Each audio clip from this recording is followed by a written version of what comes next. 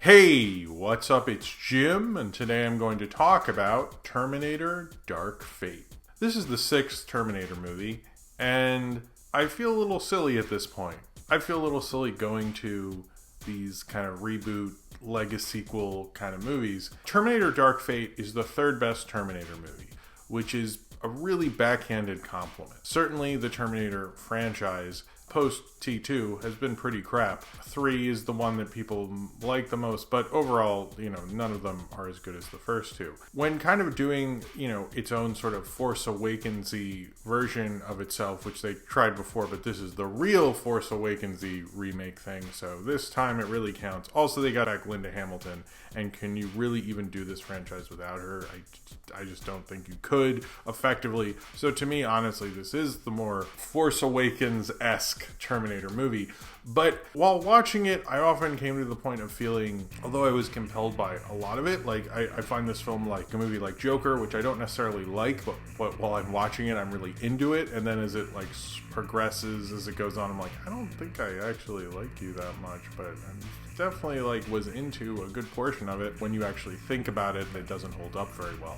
And Terminator Dark Fate seems to do that. It has a lot of cool kind of core ideas in it. It has a lot of possibilities to be interesting, but just doesn't seem to do that. Now, certainly this is not directed by James Cameron, and it's not directed by someone who has the skill and clarity of action sequences the way Cameron did with the first two. This is directed by Tim Miller, who did the original Deadpool, which kind of makes me think now why Ryan Reynolds wanted to work with someone who understood the clarity and action sequences with Deadpool 2 with David Leitch and not with Tim Miller anymore. I actually did not feel that way about the original Deadpool, but I do feel that way about this movie. This movie, I think, kind of doesn't do one of the things that I think Force Awakens does do well, in that I do find with Terminator Dark Fate and with any of these legacy sequel things is you kind of have to look at, it's like, where would these people be at this point? Where is the logical expectation? Not where the audience wants it to be or anything like that. Where, based on these characters and this storyline, where would we be? So when we get to Terminator Dark Fate,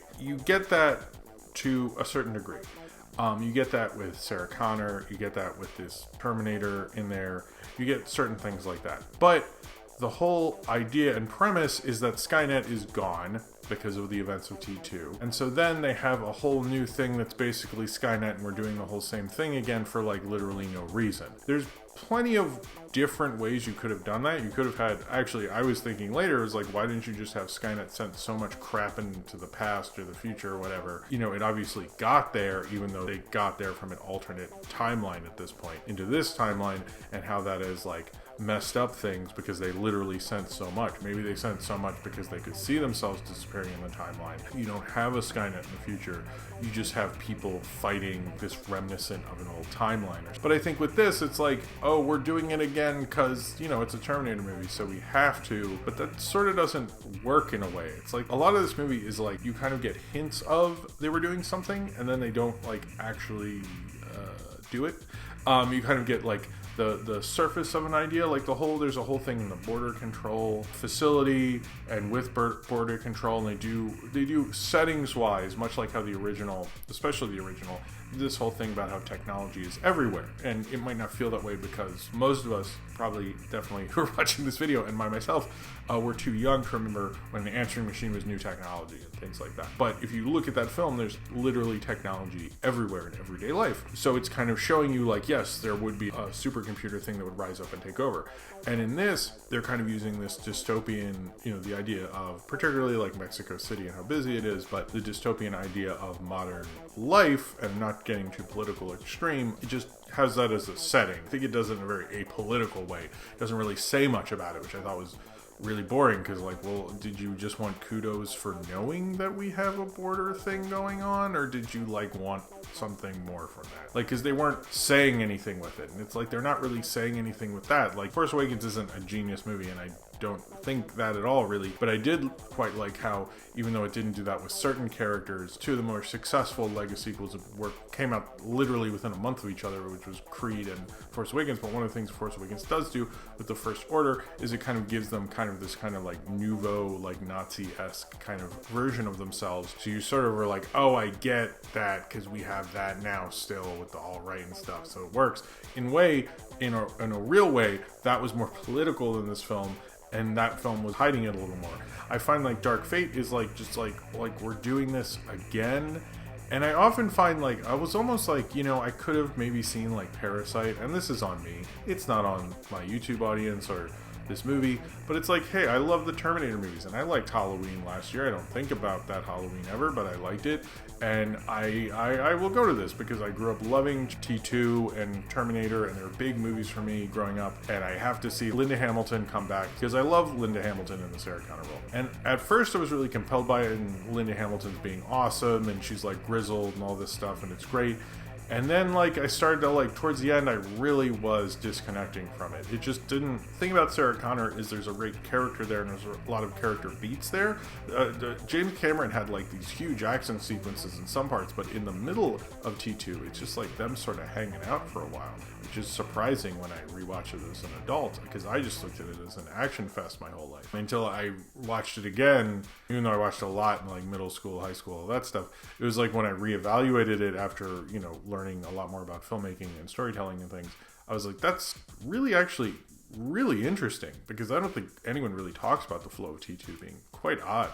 And this doesn't really have that. It's going from chase to chase to chase. And certainly, like, Cameron did that in both his Terminator films. And what worked about them is part of those chases. But this film is almost more concerned with that. They do have some great character moments with Arnold coming back again, and Linda Hamilton, even Mackenzie Davis playing like this new Terminator. But as I'm watching this whole premise, which is basically like that Mackenzie Davis is sent back to the past to protect her, and then there's another new Terminator guy who's like, I forget his name, but he was like fine, he's supposed to like come off of the exoskeleton, so there can be like a duo in some cases, like the T-1000 plus a cybernetic skeleton. But then it's like, if it's a whole different thing, why do the Terminators look exactly like the same? I mean, I get brand recognition, but it's a little like storytelling wise stupid, and they don't really want to examine like what this is at this point, where it should really go, like why it would even be like that. It's kind of just like, we're Terminator because we have to be Terminator,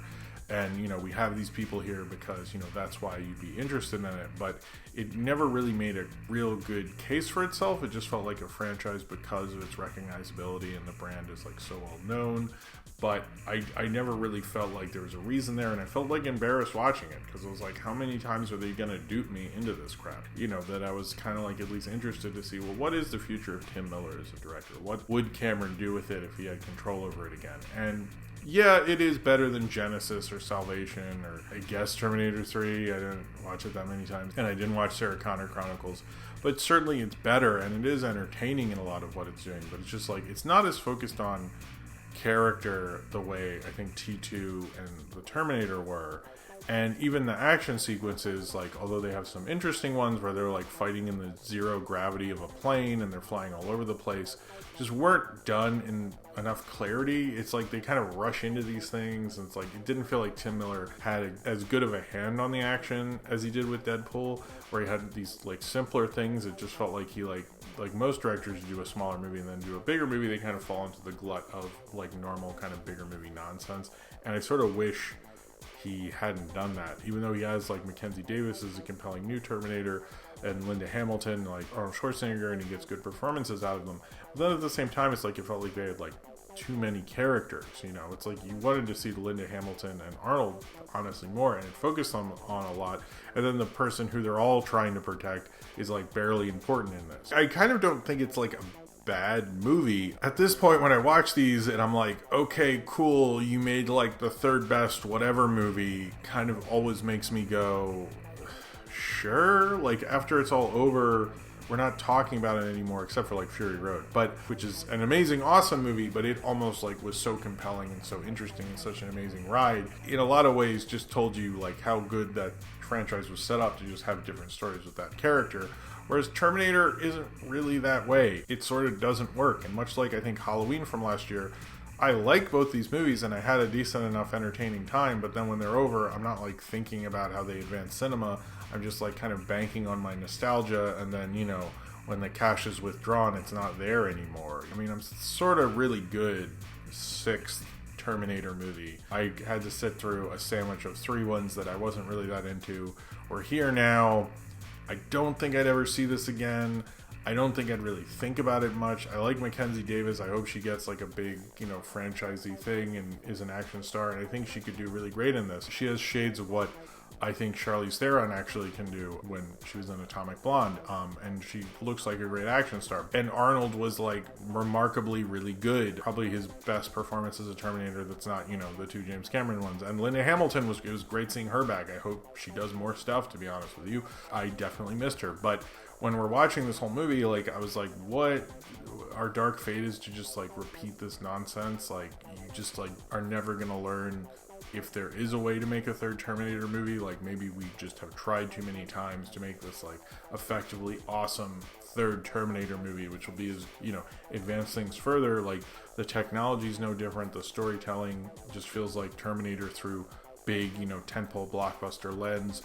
Terminator 2 is at least different for its time, but what's really honestly so different about this? There's certain like timeline things and surprises that particularly happen at the beginning, which I guess I could spoil, but I'm not going to, which I did find a little surprising and stuff, even though I would say if it was 1997 in the Terminator universe, I'd think people wouldn't look the same they did in 1992, but hey, that's on them. I guess I had a good time overall, but like, it kind of started to wear on me as an audience and maybe the movie itself when we get towards the end, and you're kind of like, so we're redoing this now, and why are we here, and like, what's going on with this, and like, okay, I mean, that twist is kind of cool, but like, overall, like, it never felt good enough to be more than just like, oh, you got me here, but what are you saying? And you're just like entertaining me blandly, but not in that way that's like going to excite me anymore. These aren't things that are really like part of the filmmaking conversation the way the original 2 Terminators were.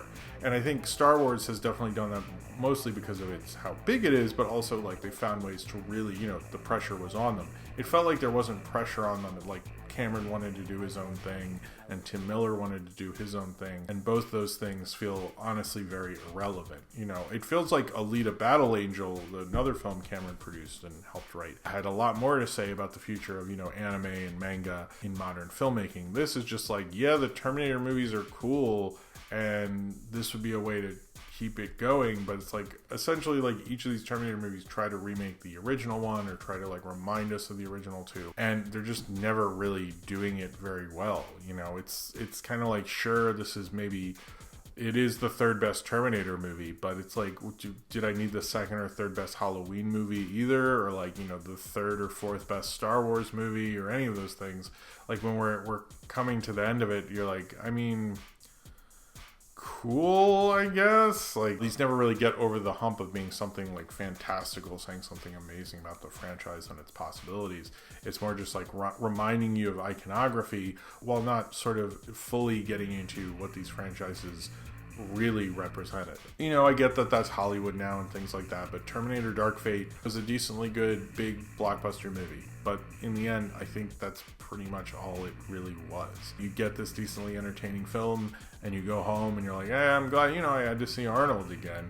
But I don't think it's going to go much beyond that. It's like, there's nothing really to like reference or like funny. Well, I guess there is with the Terminator's like new identity and stuff, and like Linda Hamilton's look and stuff. But in a lot of ways, I wonder, like, why bring in new people? Like, why not just the old people in one of these movies? Like, I'm surprised. Like, they don't really offer anything new with their version of it. It's just kind of like they're going to keep this thing going the way that Star Wars did, I guess. And that's neat. It kind of never really sails over its irrelevancy. It just kind of stays within it and entertains you while being totally not part of any sort of interesting conversation the way the first 2 did. I mean, I think if you're a fan of the Terminator movies, you'll have a good time, but then later on, a year later, you're not gonna, when someone goes like, hey, you know, there's 2 really good Terminator movies, and maybe someone will go, hey, I sort of like Dark Fate. And that's as far as we get with these. Like, That's it. That's the whole exercise. We've had 2 produced and written by movies with him this year, and I don't think either of these were as good as Strange Days, which he wrote and produced in the 90s. Cameron, I wish he would be reminded of younger Cameron, because younger Cameron really, no matter what, had to be interesting and compelling and kind of have a theory about what he's doing. And I think the biggest thing about Dark Fate is it has a lot of ideas. It doesn't have a full theory about why it should be there other than being another Terminator movie. And I think that was the darkest fate of all, is that I think a lot of these Lego sequels and reboots don't have a fate more than being a shadow of its former self that reminds me of a much better movie. So if you've seen Terminator Dark Fate and you would like to talk about it, then comment below in the comments and subscribe if you would like to.